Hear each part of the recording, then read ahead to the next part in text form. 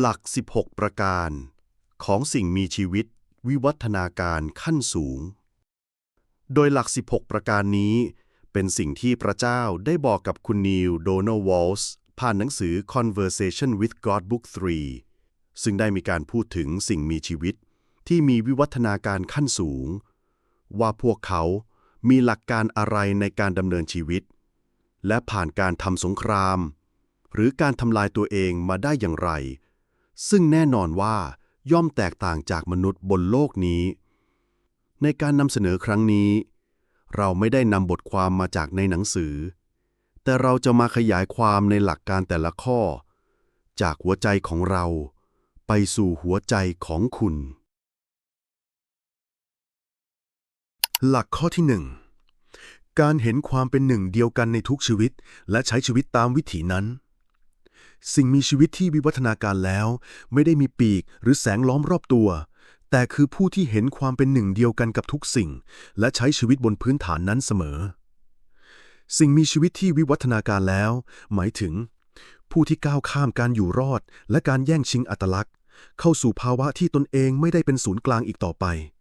แต่ทุกสิ่งมีชีวิตคือสิ่งเดียวกันกับพวกเขาอาจแต่งตัวธรรมดาหรือเขาอาจเดินอยู่ในตลาดหรือเขาอาจพูดเสียงเบาหรือไม่พูดเลย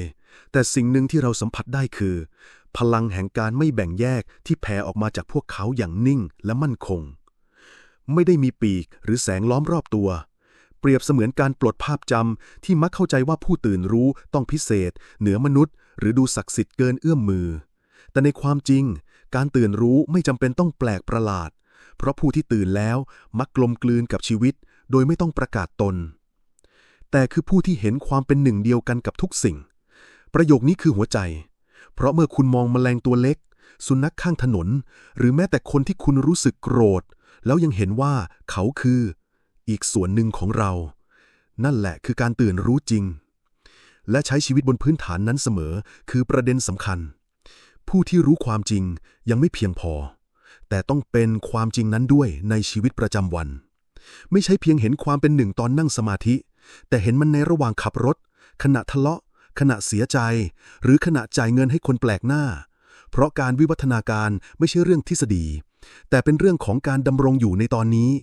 ผู้คนมักคิดว่าสิ่งมีชีวิตที่วิวัฒนาการแล้วจะมีปีกหรือแสงล้อมรอบตัวหรือมนุษย์ต่างดาวแต่ความจริงคือพวกเขาดูไม่ต่างจากเราเลยต่างกันแค่นิดเดียวพวกเขาเห็นทุกชีวิตเป็นตนเองและใช้ชีวิตอย่างไม่แบ่งแยกอีกต่อไปสิ่งมีชีวิตที่ยังไม่ตื่นมักมองว่าตนแยกจากโลกเขามองตัวเองเป็นศูนย์กลางของจักรวาล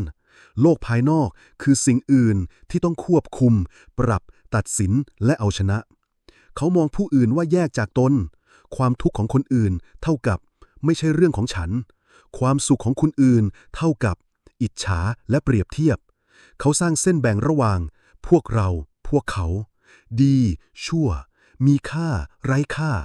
และเชื่อว่าการอยู่รอดคือเป้าหมายสูงสุดของชีวิต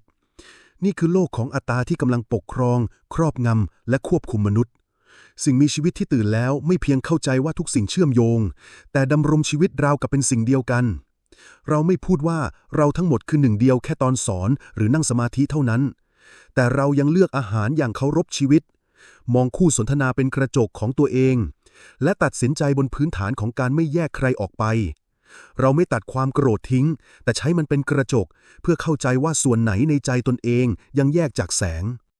เราไม่พยายามหนีโลกแต่ยืนอยู่ในโลกพร้อมแผ่พลังราวกับว่าทั้งจักรวาลคือกายเดียวกันกับเราโลกภายนอกไม่ใช่ของเรา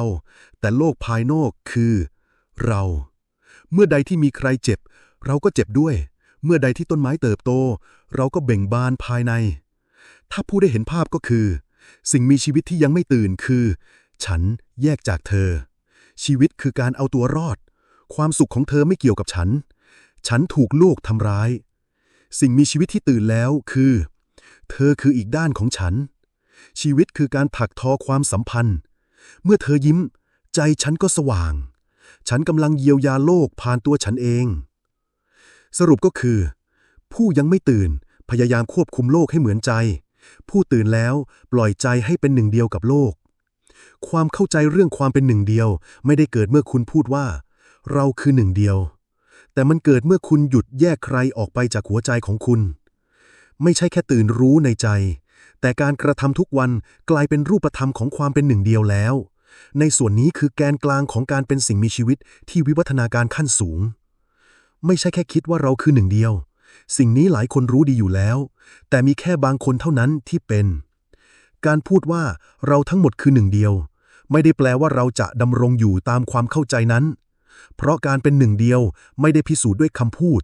แต่มันวัดได้จากสิ่งที่เราทำเมื่อไม่มีใครเห็นการเป็นหนึ่งเดียวสะท้อนผ่าน3สิ่งคือ 1. คำพูดคำที่เราใช้เท่ากับเมล็ดพลังงานที่เราหว่านลงไปในจิตรวมเราพูดถึงผู้อื่นด้วยความเห็นใจหรือดูแคลนเราพูดกับตนเองอย่างเมตตาหรือกดข่มเราเงียบในเวลาที่ควรพูดเพื่อความยุติธรรมหรือไม่ทุกคำพูดควรถูกหล่อหลอมด้วยความเข้าใจว่าสิ่งที่ฉันพูดกับเขาก็คือสิ่งที่ฉันพูดกับตนเองเช่นกัน 2. การกระทำถ้าคนตรงหน้าคือเราในอีกร่างเราจะยังทำแบบเดิมไหมเมื่อเห็นคนจนเราหยิบเงินใส่มือเขาหรือหันหน้าไปเมื่อซื้อของเราแบ่งแยกเราจากพนักงานรับเงินไหมเราขับรถด้วยจิตใจแบ่งแยกหรือเราขับรถเรากับทุกคันคือรถของครอบครัวการตื่นรู้ไม่ได้วัดตอนนั่งสมาธิแต่วัดตอนที่เราอยู่ในท่ามกลางรถติดอยู่ตอนที่รอคิวหรืออยู่กับผู้ที่ไม่เห็นด้วยกับเรา 3. การให้คุณค่าใครคือสิ่งมีชีวิตที่เรานับว่ามีค่าหากเรายังเห็นว่าคนบางกลุ่มควรได้รับความเคารพแต่คนบางกลุ่มไม่สำคัญหรือน่ารังเกียจนั่นคือจิตที่ยังแยกไม่ใช่จิตที่เห็นความเป็นหนึ่งเดียวการตื่นรู้เท่ากับการให้คุณค่าแก่ทุกชีวิตโดยไม่ขึ้นกับรูปลักษณ์ศาสนาฐานะหรือความคิดเห็นและที่สำคัญที่สุดเราให้คุณค่ากับตนเองด้วยแล้วหรือยังยกตัวอย่างเช่นการกินอาหารคุณกินโดยตระหนักไหมว่าสิ่งนี้คือชีวิตที่มอบตัวเองให้เราคุณรู้สึกขอบคุณมันก่อนกลืนลงไปหรือเปล่าหรือยกตัวอย่างการใช้โซเชียลมีเดียคุณโพสต์เพื่อแสดงพลังแห่งความจริงหรือเพื่อย้ำอัตตาคุณเลื่อนฟีดด้วยสติหรือใช้มันเพื่อหลบเลี่ยงตัวเองทุกครั้งที่คุณพูดเดินกินหรือซื้อของคุณกำลังประกาศต่อจักรวาลว่าคุณเห็นโลกเป็นสิ่งเดียวกันกับคุณหรือไม่การเป็นหนึ่งเดียวกันไม่ใช่ความคิดที่สูงส่ง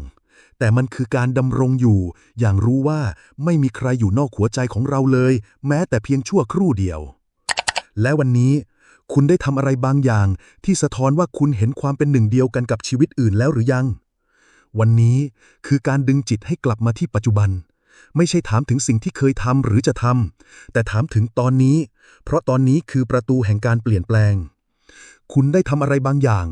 ไม่ต้องยิ่งใหญ่ไม่ต้องสมบูรณ์แบบแม้แค่ไม่พูดสวนกลับด้วยความโกรธหรือแค่ยิ้มให้แมวจรจัดข้างทางก็เพียงพอแล้วสำหรับสิ่งมีชีวิตที่วิวัฒนาการขั้นสูงไม่ได้ทำเพราะต้องดีแต่เพราะหัวใจจำได้ว่าทุกชีวิตคือตัวฉันในอีกร่างที่สะท้อนว่าคุณเห็นความเป็นหนึ่งเดียวกับชีวิตอื่นแล้วหรือยังคำถามนี้คือการถามแบบเปิดไม่ใช่ตำหนิแต่เปิดโอกาสให้เลือกใหม่คุณมองคนในตลาดมองเพื่อนร่วมงานมองคนที่คิดต่างมองด้วยสายตาที่เห็นว่าเขาคือส่วนหนึ่งของฉันหรือเปล่าถ้าลองหลับตาสักครู่นึกถึงสิ่งที่คุณได้ทำตั้งแต่เช้าจนถึงตอนนี้มีช่วงเวลาไหนบ้างไหมที่คุณปฏิบัติต่อใครบางคนราวกับเขาคือตัวคุณอีกคนไหมบางทีมันอาจไม่ใช่สิ่งใหญ่โตบางทีมันอาจเป็นเพียงการวางความโกรธหรือแค่ไม่ตัดสินใครที่เดินผ่านมานั่นแหละคือแสงที่เริ่มส่องจากในหัวใจของคุณหากวันนี้คุณยังไม่เห็นช่วงเวลาแบบนั้นไม่เป็นไรแต่ขอเพียงคุณตั้งใจจะเห็นมันในวันพรุ่งนี้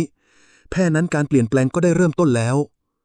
คุณกำลังปฏิบัติต่อชีวิตอื่นในแบบที่คุณหวังให้โลกปฏิบัติกับคุณหรือไม่บางครั้งการเป็นหนึ่งเดียวกัน